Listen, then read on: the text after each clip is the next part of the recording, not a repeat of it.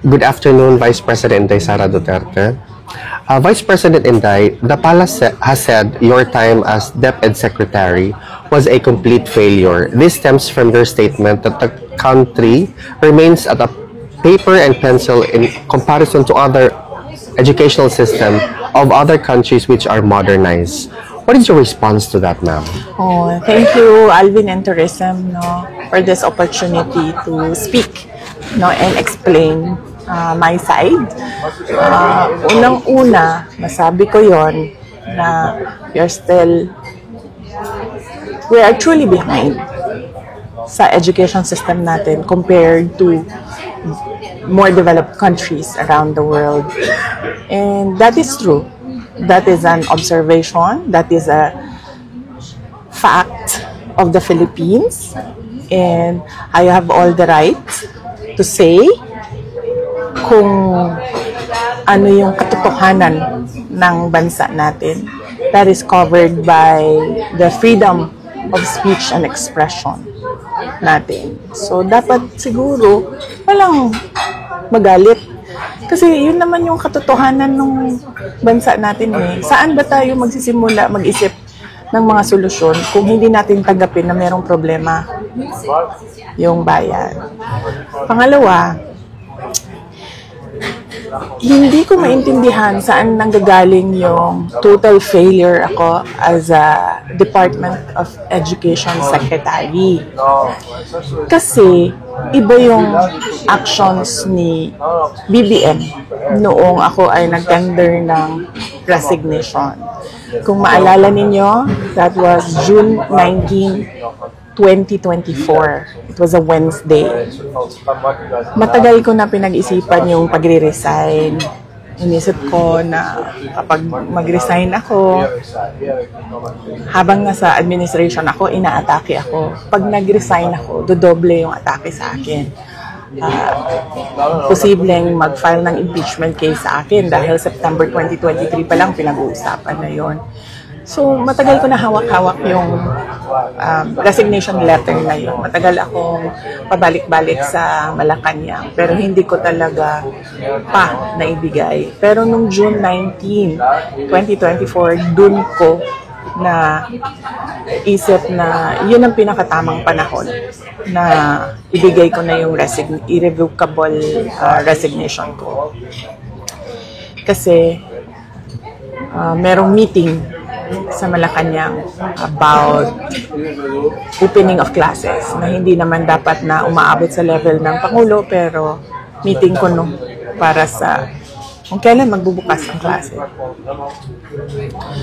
So, after nung meeting,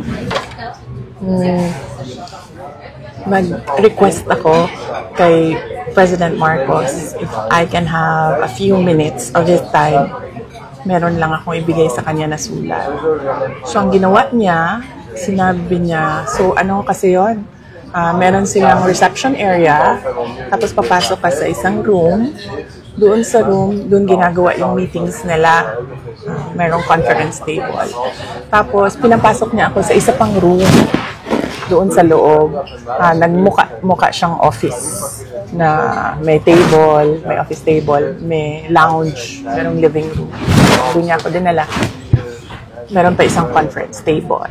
So, tinanong pa nga niya ako hindi ka pa nakapasok dito? Sabi ko, hindi. First time ko ito nakapasok dito. Tapos nagkwento pa siya na, nung panahon ng tatay ko, parang kung saan nag-gather ang mga tao. Tapos, gusto niya daw yung view na yon doon, kaya ginawa niyang office. Sabi ko, okay. Gumanon lang ako. And then, sinabi ko na sa kanya, may dala ako na letter, ibibigay ko sa'yo.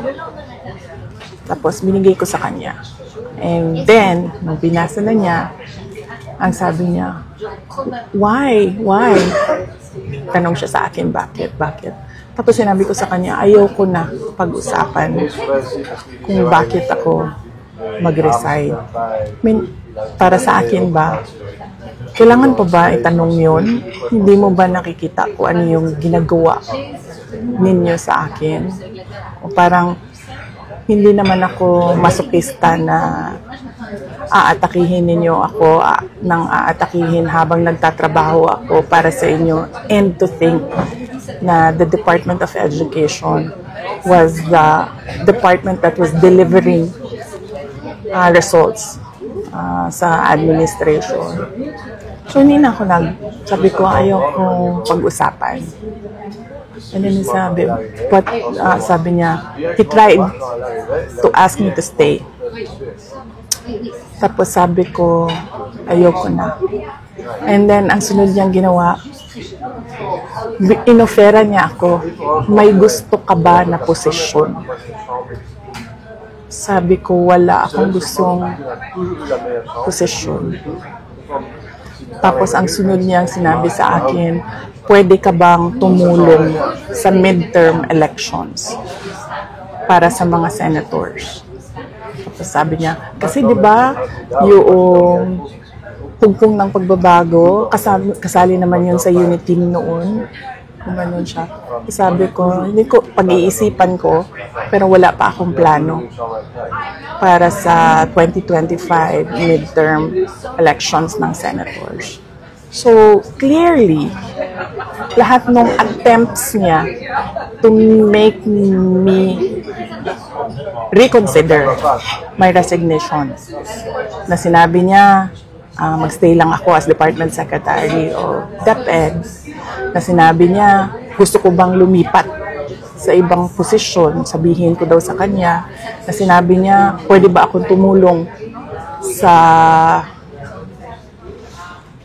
midterm elections ng 2025. So, hindi iyon actions ng taong tumitingin as failure ako. Action yon ng taong tumitingin na kailangan niya yung trabaho ko. So, hindi ko alam saan nagagaling yung sinasabi nilang failure ako as a Department of Education Secretary. At ang clincher dito, hindi yun. Hindi yung gusto niya akong manatili at magtrabaho para sa kanya sa administrasyon. Yun yung pag-alis ko, nagbeso-beso siya sa akin. This was 10:25 or 10:30 in the morning. Maba sa oras ko. Hindi lang ako sigurado sa oras. Yes, tama. Kasi ito yung pumasok sa isip ko eh. Tama yung oras ko. 10:25, 10:30 naman. Amoy alak siya. At kung ako ang pahulain, kung ano yung alak na yon, whiskey. Pero, hindi ko naman siya nakita nag-inom ng whiskey. Nakikita ko siya lagi umiinom ng champagne. Pero amoy alak siya at 10:30 in the morning. Doon na-confirm yung decision ko na mag-resign. So, hindi ako ang failure. Siguro, ang failure is yung 10:30 pa lang ng umaga, amoy alak ka na.